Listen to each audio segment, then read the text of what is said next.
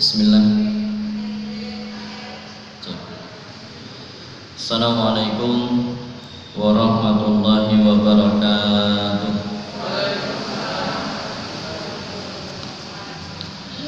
Bismillah, walhamdulillah, wassalatu wassalamu ala rasulillah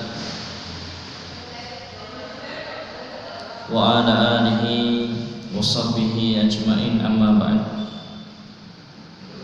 Qala Allah ta'ala, ya ayyuhalladzina amanu taqullaha haqqa tuqatih wa la tamutunna illa wa antum muslimun.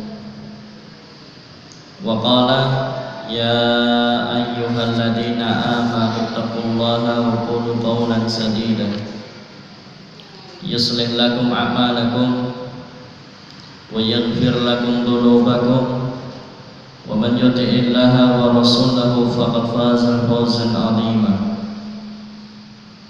Fa inna asdaqal hadithi kitabullah wa khairal hadi hadi Muhammadin sallallahu alaihi wasallam wa syarrul umuri muhdatsatuha fa inna kulla muhdatsatin bid'ah kulla bid'atin dhalalah wa kulla dhalalatin finnar.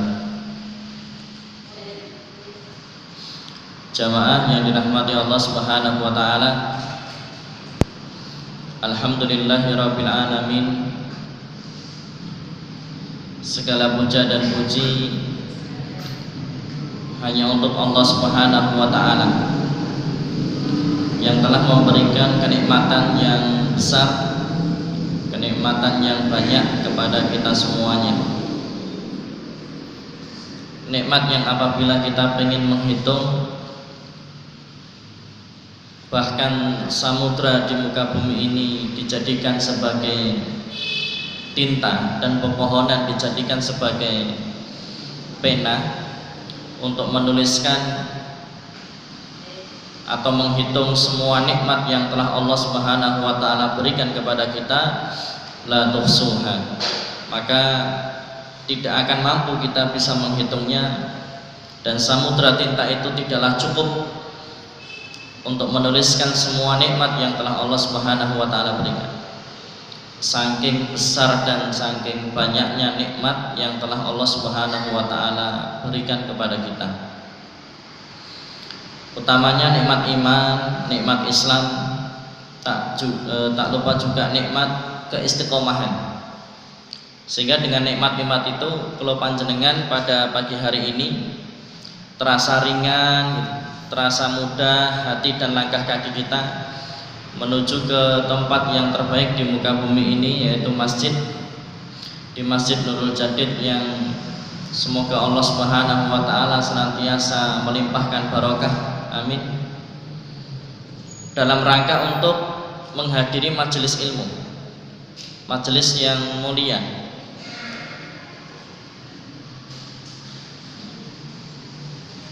Yang dengan itulah Allah Subhanahu wa taala akan memberikan kita kemudahan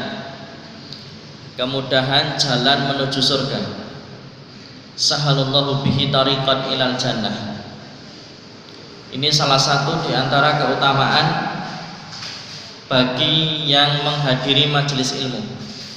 Allah akan memberikan jalan kemudahan menuju surga. Dan memang kita ini semua kula panjenengan kan cita-citanya masuk surga nggih. Ada yang cita-citanya masuk neraka? Enggak ada nggih. Semua pengen masuk surga. Cuman kita pengennya itu masuk surganya mudah. Ya. Jangan susah. Maka kemudahan itu salah satu amalan untuk bisa meraihnya adalah hadir di majelis ilmu. Karena dengan hadir di majelis ilmu, kita jadi tahu tuh mana halal, mana haram, mana baik, mana buruk, mana hak, mana batil. Jazakallahu khair. Mana yang boleh, mana yang enggak, mana perintah, mana larangan. Itu kita akan bisa mengetahui kalau kita hadir di majelis ilmu.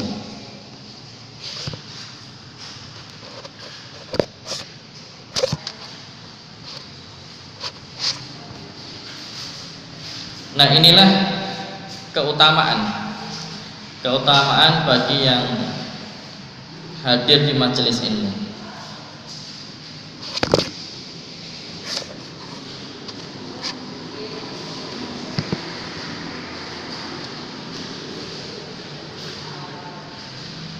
Salam dan salawat senantiasa tercurah limpahkan atas Nabiullah Muhammad sallallahu alaihi wasallam beserta keluarga beliau sallallahu alaihi wasallam dan para generasi terbaik yang disampaikan oleh beliau sallallahu alaihi wasallam, khairun nasi qarni summa ladina yalunahum summa ladina yalunahum. Generasi terbaik itu ada pada masaku, kata Rasulullah, yaitu para sahabat, kemudian setelahnya tabi'in, kemudian setelahnya tabi'ut tabi'in. Dan yang ketiga, bertakwa kepada Allah dengan sebenar-benarnya takwa. Jangan sekali-kali mati kecuali dalam keadaan Islam. Jamaah yang dirahmati Allah Subhanahu wa taala, pada pagi hari ini kita akan masih melanjutkan pembahasan tentang hakul muslimi 'alal muslim, hak sesama muslim. Dari Abu Hurairah radhiyallahu anhu yang berkata, Rasulullah sallallahu alaihi wasallam bersabda, hakul muslimi 'alal muslimi sittun. Hak seorang muslim yang satu terhadap muslim yang lainnya ada 6. Yang pertama, idza laqitahu fasallim alaih. Bila engkau berjumpa dengannya maka ucapkanlah salam untuknya. Wa idza da'aka fa'ajibhu. Bila dia mengundangmu maka penuhilah undangannya. Wa idza istansahaka fansahhu. Bila dia meminta nasihat darimu maka berilah nasihat. Wa idza atasa wa hamidallaha fasamithu. Apabila dia bersin dan kemudian mengucapkan alhamdulillah, maka bacakan untuknya yarhamukallah atau yarhamukillah. Wa idza marida fa'aduhu. Apabila dia sakit maka jengoklah. Dan yang keenam, wa idza mata fatba'hu. Apabila dia meninggal dunia maka hantarkanlah jenazahnya. Rawahul Muslim. Nah, jamaah yang dirahmati Allah Subhanahu wa taala, kita sudah membahas dua hak yang pertama dan hak yang kedua. Yang pertama, idza laqitahu fasallim alaih, yaitu menebarkan salam, mengucapkan salam ketika berjumpa. Ini sudah kita bahas. Kemudian wa idza da'aka fa'ajibhu. Apabila dia mengundangmu maka penuhilah undangannya. Ini juga sudah kita bahas kemarin kan ya. Sekarang maka pembahasannya di hak yang ketiga. Wa idza istansahaka fansahhu. Apabila dia meminta nasihat darimu maka berilah dia nasihat. Ya, beri dia nasihat. Jamaah yang dirahmati Allah Subhanahu wa taala,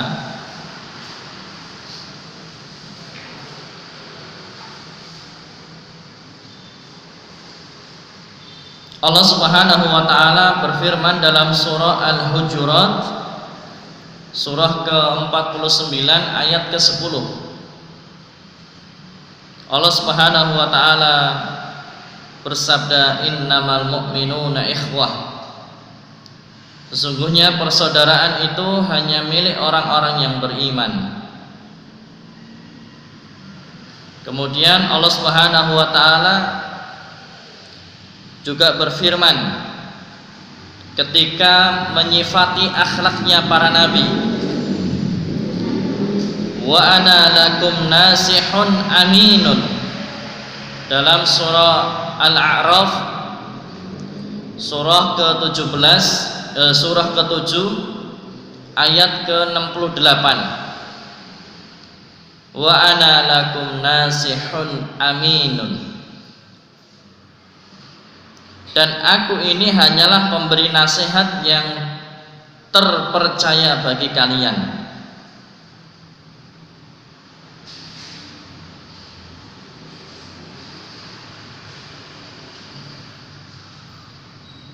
Kemudian demikian pula dalam hadis lain yang diriwayatkan juga oleh Al-Bukhari dan Muslim dari Anas bin Malik radhiyallahu anhu bahwa Nabi sallallahu alaihi wasallam bersabda, la yu'minu ahadukum hatta yuhibba li akhihi ma yuhibbu li nafsihi.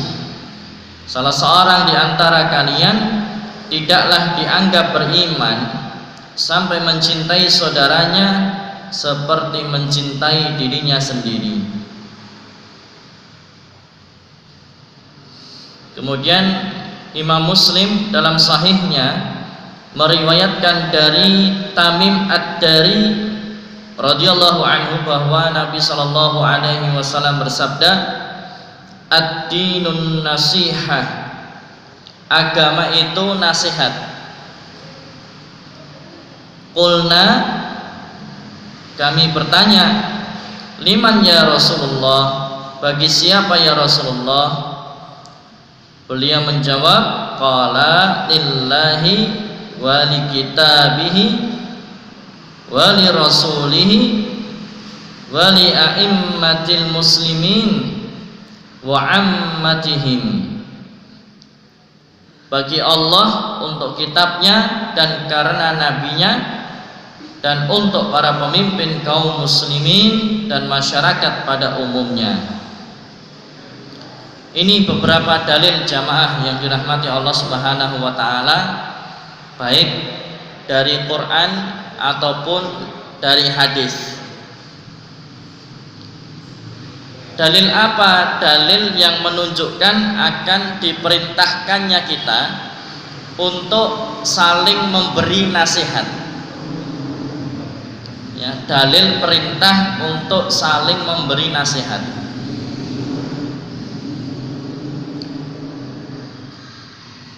Juga di surah yang pendek, yang insya Allah kalau panjenengan hafal semuanya, dalam surah Al-Asr,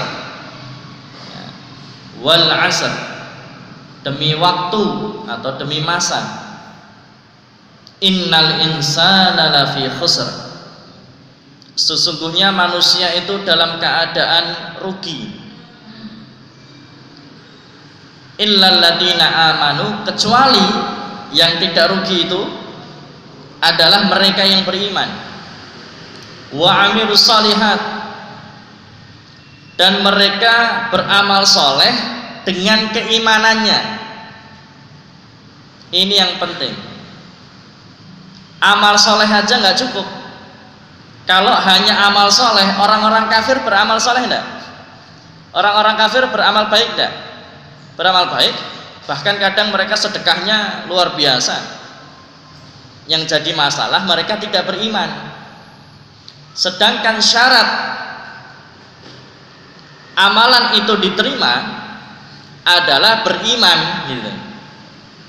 Beriman dan beramal saleh, beriman dan kemudian dengan keimanannya itu dia beramal saleh. Jadi beramal saleh itu dalam keadaan dia beriman kepada Allah dan Rasulnya, ikhlas lillahi ta'ala, ya. Makanya kalau panjenengan masih ingat dalil puasa Ramadan, puasa Ramadan itu diterima syaratnya apa? Man shoma Ramadana imanan wahtisaban ghufira lahu ma taqaddama min dzambi. Ternyata puasa Ramadan yang diterima dan dia bisa menggugurkan dosa-dosa itu adalah puasa Ramadan yang dikerjakan atas dasar iman dan ihtisab. Apa yang dimaksud beriman? Dia mengimani Allah dan Rasulnya, berarti dia muslim, ya. Kemudian apa? Dia yakin bahwa dia paham betul bahwa perintah puasa Ramadan itu ya perintah Allah dan Rasulnya. Jadi dia laksanakan puasa Ramadan itu dalam rangka ya, niat ingsun gitu Pak, untuk melaksanakan perintah Allah dan Rasulnya. Itu berarti beriman.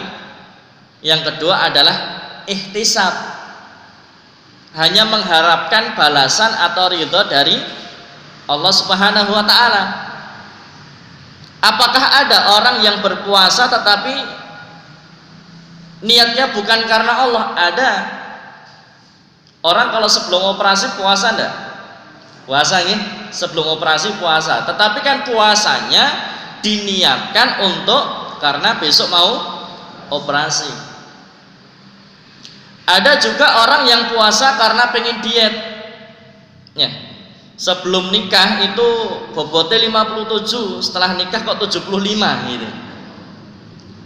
Akhirnya ya tumbuhnya ke samping bukan ke atas. Akhirnya kemudian diet berat. Lah dengan diet berat itu dia berpuasa tapi dalam rangka supaya cepat dietnya. Jadi puasanya itu bukan ikhlas lillahi ta'ala, tetapi ya hanya karena kepentingan dunia. Artinya memang ada puasa-puasa, ada amal-amal yang memang bisa dikerjakan tanpa beriman dan tanpa ihtisab itu bisa. Cuman yang jadi masalah, kalau amal soleh itu dikerjakan dengan tidak didasarkan iman, ya, maka tidak ada balasan akhirat untuknya. Allah hanya akan memberikan balasan sesuai dengan apa yang dia niatkan.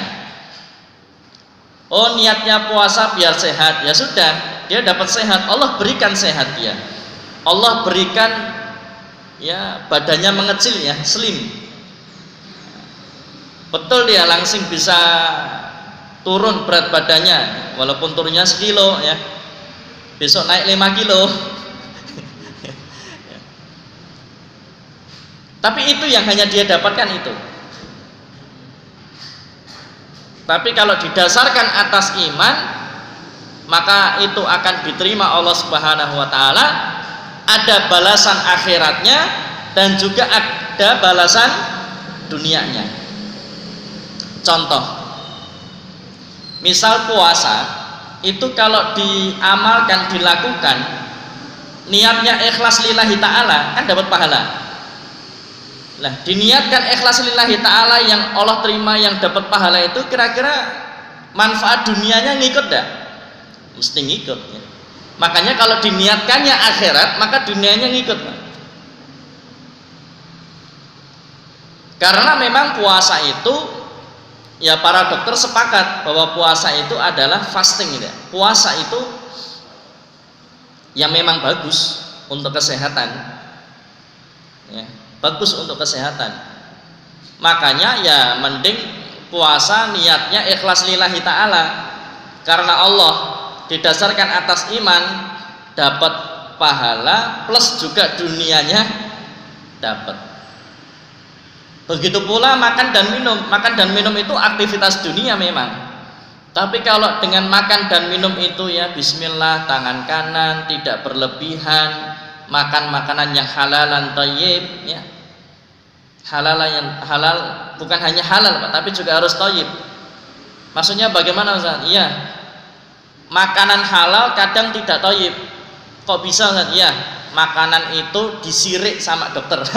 Karena mungkin kita punya sakit ya, dokter sudah mengatakan Pak jangan makan ini. Loh kan halal Ustaz? Iya, bukan masalah halal haramnya. Ini masalahnya kalau dimakan nanti jeglek. Gak baik buat kesehatan. Karena memang ini yang harus dihindari, karena dulu berlebihan, sekarang harus dibatasi. Ya. Jadi itu halal, tetapi kan nggak thayyib. Ya. Halal tapi nggak thayyib. Nah ini jamaah yang dirahmati Allah Subhanahu Wa Taala. Jadi dikembalikan bahwa amal soleh itu harus didasarkan atas iman. Kalau amal soleh tidak didasarkan atas iman, kebaikan tidak didasarkan atas iman, nanti yang jadi adalah ya mungkin manusia akan merasakan manfaatnya. Orang kafir sedekah, ya orang kafir sedekah walaupun tidak diterima Allah, tetapi memang sudah memberikan manfaat untuk sesama. Tetapi kan kita pengennya bukan hanya mendapatkan balasan dunia, tapi juga pengen mendapatkan balasan akhirat, karena nanti akan ada yaumil mizan, di mana amal baik dan amal buruk itu akan ditimbang. Lah kita perlu untuk jadi bobot yang amal kebaikan ini, supaya nanti itu menjadi salah satu penyebab kita masuk ke dalam surga. Yang sehingga ketika kita beramal itu bukan hanya orientasinya dunia, tapi kita juga pengen orientasinya akhirat. Kita juga pengen mendapatkan hasil di akhirat, bukan hanya di dunia. Makanya tadi contohnya orang kafir sedekah, boleh enggak? Ya boleh saja, ada manfaatnya untuk orang lain, tapi yang jadi masalah dia tidak mendapatkan apapun di akhirat, itu kan rugi. Begitupun kita juga orang Islam.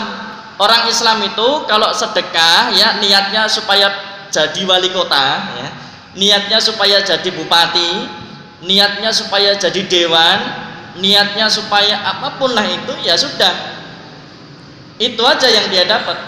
Orang lain dapat manfaatnya. Tetapi apa? Kalau niatnya karena jabatan, karena dunia tadi, ya dia nihil di akhirat, kosong, tidak mendapatkan balasan apapun. Apalagi kalau ketika nyalon dermawannya Masya Allah, ketika sudah jadi pelitnya Masya Allah.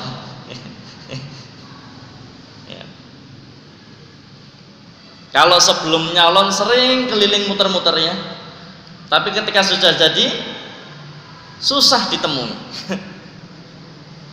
Lah memang segala sesuatu yang kalau memang dasarnya tidak atas karena Allah itu memang seperti itu. Jamaah yang dirahmati Allah Subhanahu wa taala. Jadi orang yang tidak rugi ya, orang yang beriman kepada Allah, illal ladzina amanu wa amilus shalihat, dan dia beramal soleh atas dasar keimanannya. Oh, ini perintah Allah dan Rasulnya, dia laksanakan itu. Qul inna salati wa nusuki wa mahyaya wa mamati lillahi rabbil alamin. Katakanlah sesungguhnya salatku, sembelihanku, hidup dan matiku hanya untuk Allah Rabbul Alamin, Rabb semesta alam. Wa ma umiru illa liya'budullaha mukhlishina lahuddin. Kita juga diminta untuk memurnikan agama. Diminta untuk memurnikan agama, mengikhlaskan hanya untuk Allah Subhanahu wa taala, bukan untuk yang lainnya. Hadisnya innamal a'malu binniyat ya, wa innamal likulli imri'in ma nawa. Diterima tidaknya amalan itu, sah tidaknya amalan itu tergantung niat, dan dia akan mendapatkan sesuai dengan apa yang dia niatkan. Sholat duha, kenapa sholat duha? Supaya rizkinya lancar, supaya bisnisnya melesat, supaya omsetnya meledak. Ya sudah, kalau niatnya cuman itu, ya duhanya dapat itu. Allah akan berikan itu.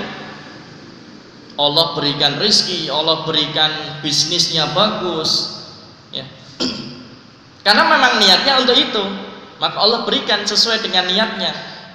Orang sholat tahajud, kenapa sholat tahajud? Mungkin karena ada maksud yang lain, ya sudah, dia dapatnya itu.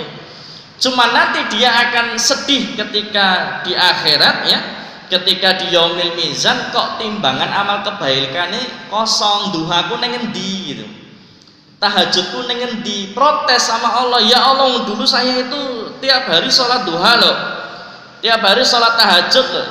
Maka kemudian seakan-akan Allah mengatakan, kalau dalam bahasa kita Allah akan mengatakan, loh duhamu niate nggo sapa, niate karena apa gitu. Ternyata duhanya karena hanya niat bisnisnya lancar, tahajudnya karena niat dan sebagainya.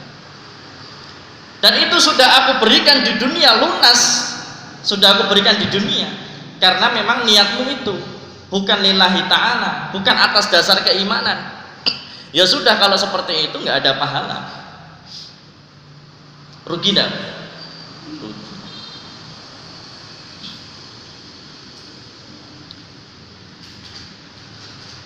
Misal kalau memang duha itu bisa melancarkan rizki, dan itu misal ada dalam Islam ya, duha dilancarkan rizkinya, maka kira-kira kalau niat kita ikhlas lillahi ta'ala tetap dapat rizki enggak? Ya tetap. Wong itu keutamaan kok ya, keutamaan kan, artinya keutamaan itu ya sesuatu yang pasti akan didapat. Kita niat nggak meniatkan pun juga akan mendapatkan itu, namanya itu keutamaan kan. Tapi kalau diniatkan ikhlas lillahi ta'ala, maka akan ada pahalanya, plus juga akan mendapatkan keutamaan itu. Orang makan itu pasti kenyang, betul ya? Tapi kalau orang makan diniatkan hanya untuk kenyang, rugi. Kenapa? Wong orang pasti makan mesti kenyang. Makanya kalau makan jangan diniatkan supaya kenyang, tetapi apa? Supaya dia lebih kuat bisa beribadah kepada Allah. Soalnya kalau nggak makan lemes, kalau lemes nggak bisa beribadah. Maka makan itu diniatkan supaya kuat beribadah kepada Allah, maka pahalanya dapat, kenyangnya juga dapat. Karena nggak usah niat kenyang pun pasti akan kenyang. Namanya orang makan. Paham ya? Nah, ini jamaah yang dirahmati Allah Subhanahu wa ta'ala. Maka perlulah kita kemudian cerdas dalam beramal saleh atau beribadah. Pun demikian juga sedekah. Kan ada orang yang sedekah ngitung-ngitung ya.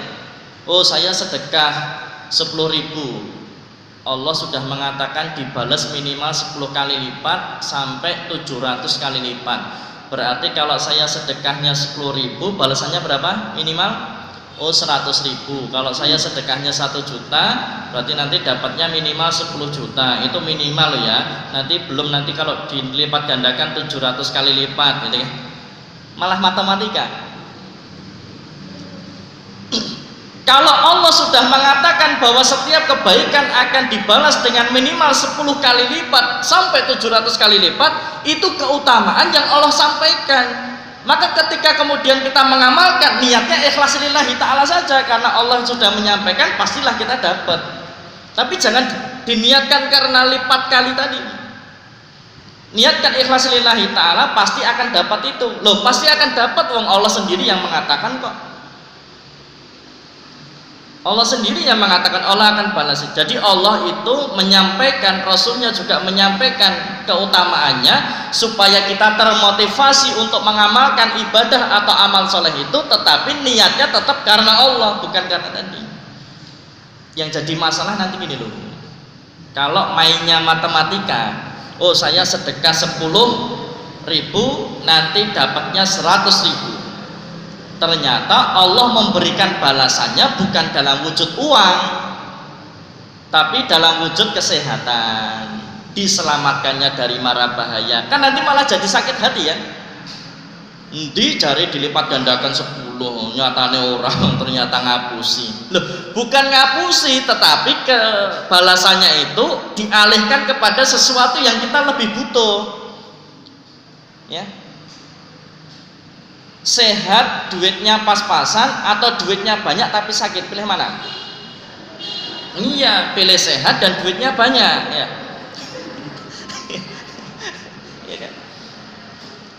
Buat apa Allah balas kali lipat punya duit banyak tapi kalau sakit-sakitan? Maka Allah, oh ini yang dia ini lebih butuh sehat nih, Allah gantilah itu dengan kesehatan. Sedekahnya, balasan sedekahnya diganti dengan kesehatan. Atau misalkan hari ini harusnya kecelakaan, pilih mana bu? Allah ganti dengan 10 kali lipat atau 700 kali lipat tapi kecelakaan. Atau Allah kasih kecukupan tetapi selamat dari kecelakaan. Ya, pilih selamat dari kecelakaan kan ya. Buat apa duit banyak, sudah bayar rumah sakit mahal ya, kemudian badan sakit-sakitan, nggak bisa ngapa-ngapain. maka Allah itu jauh lebih tahu apa yang kita butuhkan. Allah pun hanya akan mengabulkan, Allah akan mengabulkan apa yang kita butuhkan, bukan apa yang kita inginkan. Kalau Allah kabulkan itu berarti kita sudah butuh, tapi kalau Allah belum kabulkan berarti memang sebetulnya kita ini belum butuh. Maka senantiasa berhusnudzon kepada Allah Subhanahu wa taala. Ya. Kembali ke tadi. Kemudian wa tawassaw bil haqqi wa tawassaw bis sabr. Orang yang tidak rugi, satu beriman, dua beramal soleh, yang ketiga saling nasihat menasehati. Wa tawassaw bil haqq wa tawassaw bis sabr, dan juga kemudian saling menasehati ya, dalam kebenaran dan juga dalam menetapi kesabaran. Ini jamaah yang dirahmati Allah Subhanahu wa taala. Ternyata pada tema yang pagi hari ini kita bahas terkait dengan nasihat menasehati, ternyata nasihat menasehati itu membuat atau kita menjadi orang yang tidak rugi. Kita menjadi orang yang tergolong tidak merugi. Ya, supaya tidak rugi, Allah tadi sampaikan beriman, beramal soleh, nasihat menasehati, dan juga menetapi dalam kesabaran. Ini supaya kita nggak rugi. Nah, dari surah Al-Asr ini bisa kita ambil kesimpulan bahwa soleh saja nggak cukup, tapi dia juga harus muslih. Apa yang dimaksud orang soleh? Orang soleh itu ya orang yang beriman dan beramal kebaikan, itu namanya orang soleh. Bapak-bapak, ibu-ibu punya iman, kemudian datang pengajian, itu namanya orang soleh. Punya iman, datang sholat, itu namanya orang soleh. Tetapi ternyata supaya tidak rugi, supaya menjadi orang yang beruntung, itu soleh aja nggak cukup, tapi dia juga harus muslih. Apa muslih? Muslih itu dia mensolehkan orang lain, dia memperbaiki orang lain, supaya orang lain itu bisa seperti kita. Kita kan sudah mendapat hidayah nih, kita sudah datang nih majelis taklim, kita juga sudah rutin sholatnya, rutin puasa sunnahnya, rutin baca Qur'annya. Lah kita pengen orang lain juga merasakan apa yang kita rasakan, yang sehingga apa? Tadi muslih, memperbaiki orang lain, mensolehkan orang lain dengan cara salah satunya adalah nasihat menasehati, amar ma'ruf nahi munkar. Itu supaya nggak rugi, nasihat menasehati. Lah diperkuat dalam surah Ali Imran ada 2 ayat. Yang satu ayat 104, yang 2 ayat 110 kalau nggak salah. 108 atau 110.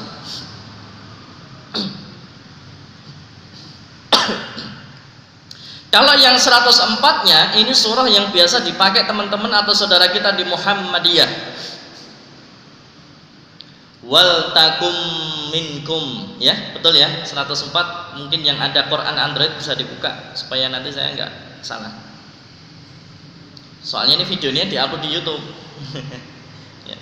Jadi video-video kajian kita ini dari awal sampai hari ini nanti insya Allah diupload di YouTube. Sudah kemarin-kemarin sudah diupload di YouTube. Channel saya Aziz Dakwah Center, nanti dibuka saja. Nanti sudah ada rekaman kajian saya di sini, juga di tempat lain dari awal sampai akhir. Aziz Dakwah Center.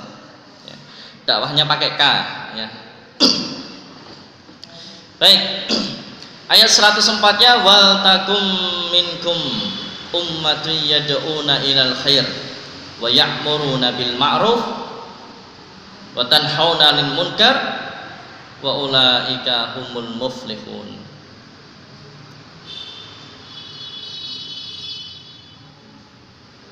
Betul ya?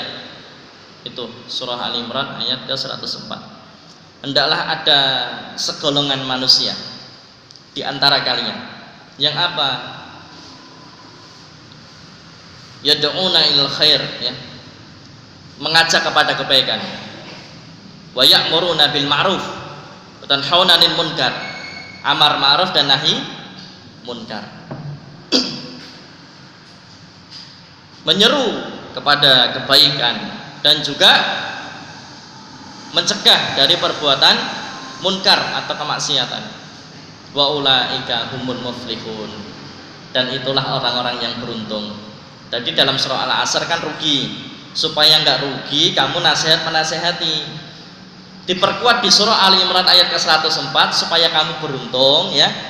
Maka apa? Yad'una ilal khair wa ya'muruna bil ma'ruf wa yanhauna 'anil munkar. Mengajak, menyuruh, ini mengajak kepada kebaikan, menyuruh pada yang ma'ruf, ya, mencegah dari yang munkar. Wa ulaika humul muflihun, dan mereka itu orang-orang yang beruntung. Kemudian loncat ke 110-nya Ali Imran juga. Kuntum khaira ummat, kuntum khaira ummah, kuntum khaira ummah ukhrijat linnasi ta'muruna bil ma'ruf wa tanhauna 'anil munkar wa tu'minuna billah.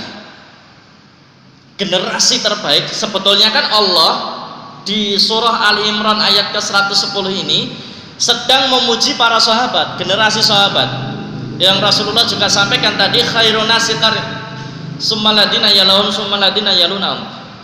Rasulullah menyampaikan khairun nasi qarni, generasi terbaik itu, umat terbaik itu pada masaku, yaitu para sahabat ya. Jadi para sahabat itu generasi terbaik. Maka Allah berfirman kuntum khaira ummah, mereka itu generasi terbaik.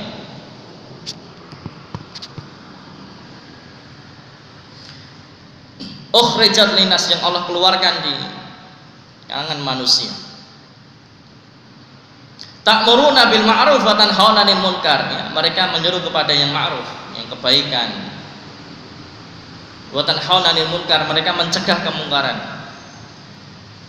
Wa tu'minuna billah, dan mereka beriman kepada Allah Subhanahu wa taala. Jadi kalau pengen menjadi muslim-muslim yang terbaik, generasi-generasi yang terbaik ya, supaya kita beruntung, supaya kita nggak rugi, maka nasihat menasehatilah, amar ma'ruf nahi munkar. Maka jamaah yang dirahmati Allah Subhanahu wa taala, kalau melihat kemungkaran maka ubahlah dengan tangan, kan gitu ya hadisnya. Kemudian kalau nggak mampu dengan tangan ya dengan lisan, kalau nggak mampu dengan lisan ya dengan hati, ya, dengan mendoakan, mengingkari, dan itulah selemah-lemahnya iman. Baik. Nah ini jamaah yang dirahmati Allah Subhanahu wa taala terkait dengan beberapa perintah atau beberapa dalil nasihat menasehati, amar ma'ruf nahi munkar. Nah ternyata nasihat itu adalah bukti cinta kita kepada sesama saudara. Tadi loh hadisnya, la yu'minu ahadukum hatta yuhibba li akhihi ma yuhibbu li nafsi. Salah seorang di antara kalian tidaklah dianggap punya iman yang sempurna sebelum kalian mampu atau sebelum kalian mencintai saudaranya seperti mencintai dirinya sendiri. Lah, wujud cintanya itu adalah ada dua. Yang pertama kecintaan dalam agama, yang kedua kecintaan dalam dunia. Kecintaan dalam agama tadi, satu nasihat, dua amar ma'ruf nahi munkar. Yang ketiga adalah kecintaan dalam hal dunia. Misalkan ibu-ibu, bapak-bapak tadi ya, sudah datang rutin kajian, sudah sholat 5 waktu di masjid, sudah rutin puasa sunnah baca Qur'annya, sudah rutin sedekah subuhnya dan sebagainya itu. Lah kita juga pengen orang lain bisa seperti kita. Maka kemudian kita ajak, kita motivasi, kita ajak mereka untuk kemudian bisa melakukan apa yang kita lakukan. Contohnya misalnya pengajian. Alhamdulillah bapak-bapak ibu-ibu sudah rutin pengajian, bahkan di Baitur Rahman setelah itu datang ke sini. Tetapi ada juga tetangga-tetangga, saudara keluarga, kerabat yang belum ngaji gitu Pak.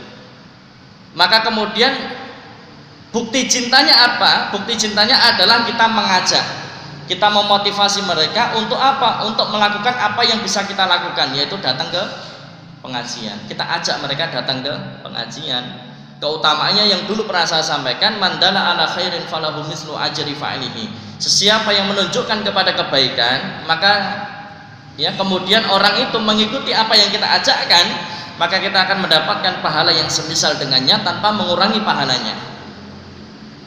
Ibu-ibu datang ke pengajian ini ngajak satu orang, ternyata orangnya mau diajak, maka ibu-ibu yang mengajak tadi akan mendapatkan pahala double. Dia akan mendapatkan pahala dia sendiri yang sudah datang pengajian, dia juga mendapatkan pahala karena mengajak, dan karena orang yang diajak mau, dia juga akan mendapatkan pahala yang semisal oleh dengannya.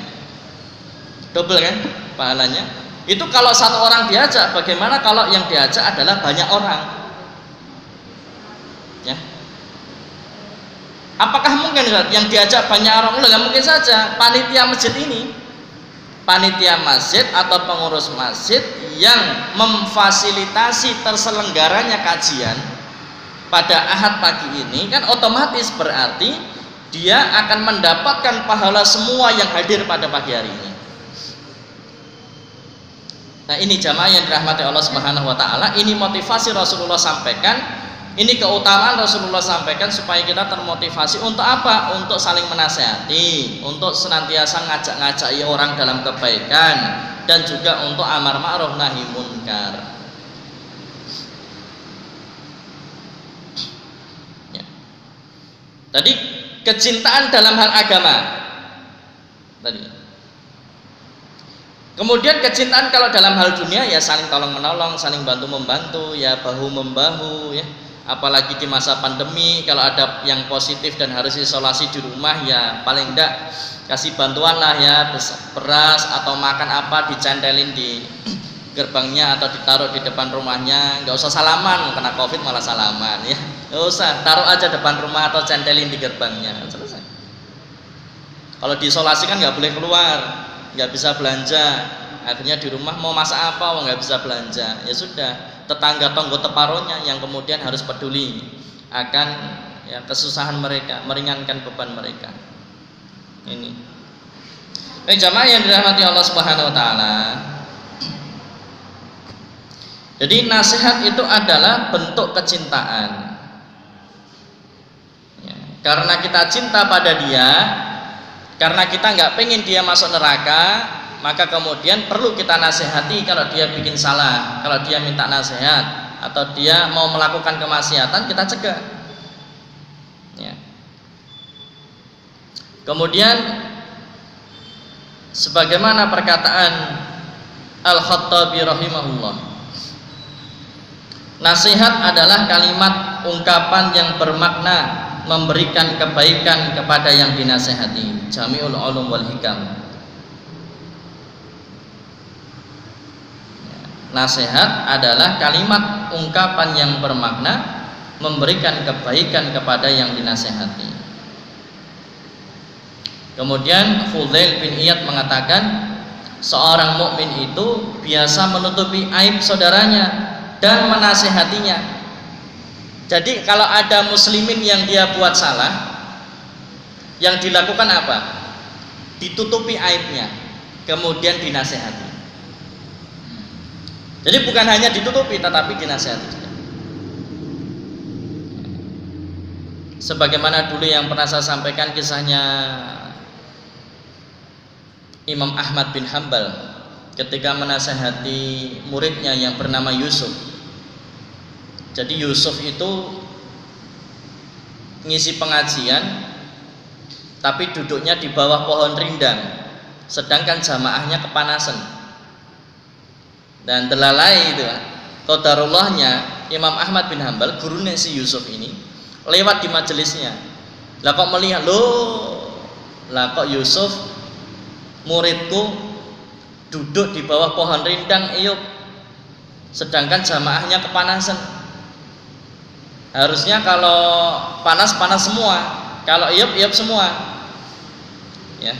Maka Imam Ahmad menutup aib itu kan aib, ditutup sama Imam Ahmad, bukan disebar-sebarkan, bukan di broadcast di WA, di share di grup. Yusuf ini jangan raceto ya, nah, ya.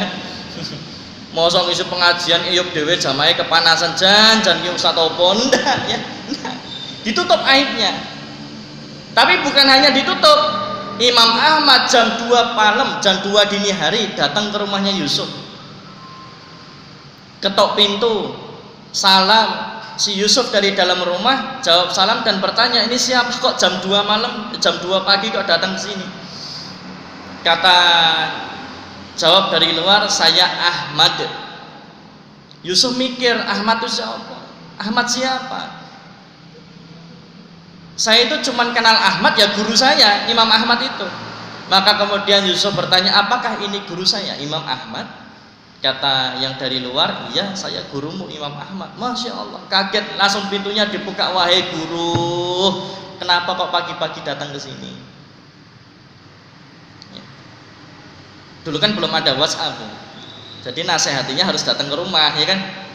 Ya udah, kalau WA kan bisa WA kan ya, atau bisa telepon. Kemudian kata Imam Ahmad, wahai Yusuf, muridku, tadi siang saya lewat di majelismu, melihat kamu sedang ngisi pengajian duduk di bawah pohon rindang, sedangkan jamaahmu kepanasan. Itu enggak baik, tolong besok jangan diulangi ya.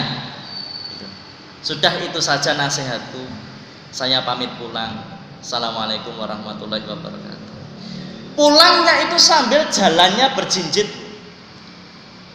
Datang jam 2 pagi, pulang jalannya berjinjit. Supaya apa? Supaya tidak ada yang dengar, istri dan anak-anaknya, untuk menjaga kehormatan atau harga diri atau martabat dari muridnya si Yusuf itu. Nah sekarang banyak orang menasihati, niatnya bukan menyampaikan kebenaran, tapi niatnya untuk menjatuhkan. Itu yang jadi masalah. Dengan cara apa? Dinasihati di depan orang banyak, di-share nanti di grup WA dan sebagainya. Jadi menasehati itu bukan dalam rangka untuk memperbaiki, bukan dalam rangka untuk menjaga kehormatannya, tetapi dalam rangka untuk malah menjatuhkannya. Dengan cara apa tadi nasihat? Ini yang perlu diperhatikan jamaah dalam menyampaikan nasihat. Insya Allah pekan depan saya akan sampaikan adab-adab dalam memberikan nasihat. Ini penting. Jadi bukan asal betul yang disampaikan, bukan asal Quran hadis yang disampaikan, bukan masalah itu. Tapi adabnya harus ada adabnya, harus ada akhlaknya dalam menyampaikan nasihat. Karena orang itu kadang atau bahkan seringnya tidak mau menerima nasihat itu bukan karena nasihatnya nggak baik, nasihatnya baik, yang jadi masalah cara menyampaikannya salah. Lah begitu nasihat kebaikan itu disampaikan dengan cara yang salah, ya otomatis nggak mau nerima lah. Salah satunya tadi karena dirinya sudah merasa bahwa kehormatannya diinjak-injak. Kenapa? Karena dinasihati di depan orang banyak. Maka para ulama mengatakan, kalau mau nasihati aku ya 4 mata. Kalau kamu nasihati aku di depan orang banyak, itu namanya bukan nasihat, tetapi menjatuhkan harga diri, menjatuhkan kehormatan. 4 mata lah sampaikan, atau nulis surat, atau dikirim lewat WhatsApp dan sebagainya. Ya, ini jamaah yang dirahmati Allah Subhanahu wa taala. Jadi seorang mukmin, kata Fudail bin Iyad, seorang mukmin itu biasa menutupi aib saudaranya dan menasehatinya, sedangkan orang yang fajir, orang pelaku dosa, biasa membuka aib dan menjelek-jelekkan saudaranya.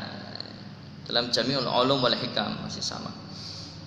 Kemudian Al Hasan Al Basri berkata, sesungguhnya hamba yang dicintai di sisi Allah adalah yang mencintai Allah lewat hamba-hambanya, dan mencintai hamba Allah karena Allah di muka bumi, ia pun memberi nasihat pada orang lain. Jami'ul Ulum wal Hikam. Inilah hamba yang dicintai Allah,